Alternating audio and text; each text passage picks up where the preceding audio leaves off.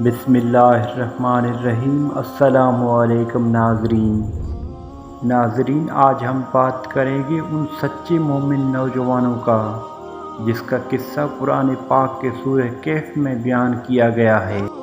اس واقعے کو سمجھنے کے لیے اس ویڈیو کو اینڈ تک ضرور دیکھیں۔ ناظرین گرامی، آج سے سینکڑوں برس پہلے کسی ملک میں ایک مشرک اور ظالم بادشاہ تھا۔ وہ خود بھی اللہ کو چھوڑ کر بتوں کی پوجا کرتا تھا اور دوسروں کو بھی بتوں کا پوجا کرنے کا حکم دیتا تھا۔ جو ایسا نہیں کرتا اس کو سخت سزا دیتا۔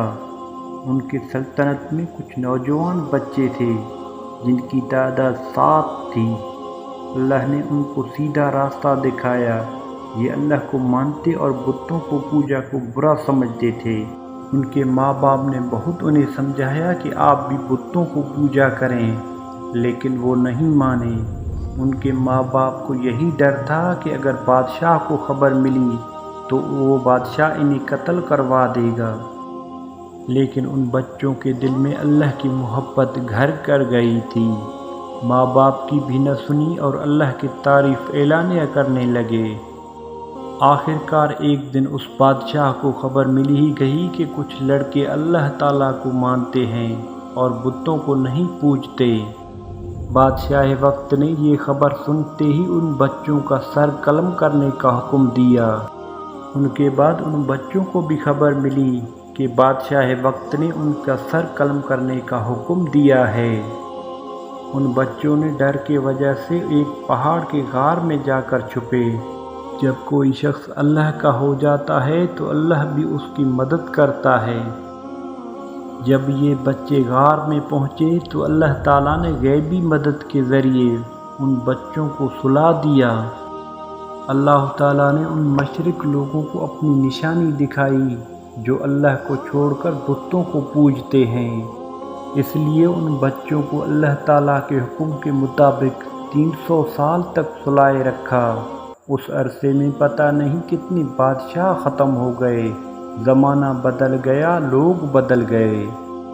300 سال بعد اللہ تعالیٰ کے حکم کے مطابق ان کو تھوڑی دیر کے لیے جگایا۔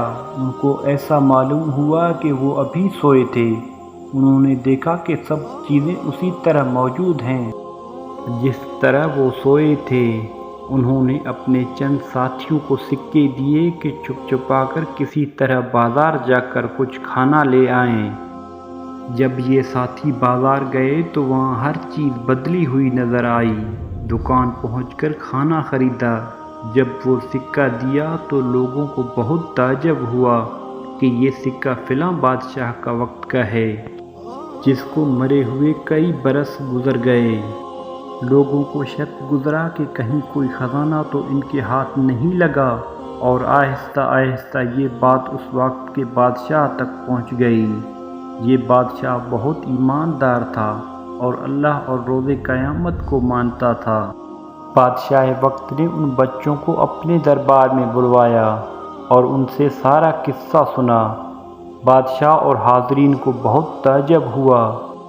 بادشاہ وقت نے یہی فیصلہ کیا کہ ہم بھی وہی غار دیکھ کے آتے ہیں جہاں ان بچوں نے کئی برس گزارے ہیں۔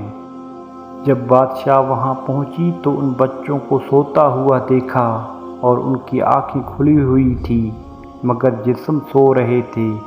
بادشاہ اور ان کے درباریوں پر ایک وحشت طاری ہو گئی۔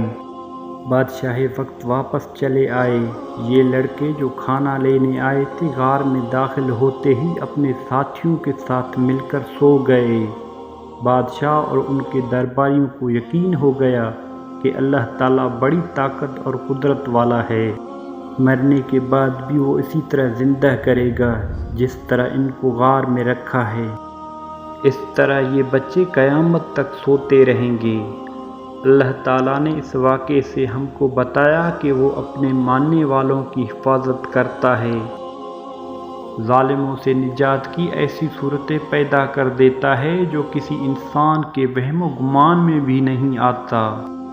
ہم کو یہ بھی سبق ملتا ہے کہ جس شخص میں اللہ تعالیٰ کی محبت پیدا ہو جاتی ہے وہ کسی بڑے سے بڑے بادشاہ سے بھی نہیں ڈرتا۔ تو آئیں ہم سب بھی اللہ سے محبت کریں اور اپنے اندر یقین پیدا کریں کہ ہر کام اسی سے ہوتا ہے، اور جو کچھ ہوتا ہے اور جو کچھ ہم دنیا میں اچھا یا برا کام کریں گے، قیامت کے روز ہم کو اس کا بدلہ ضرور ملے گا۔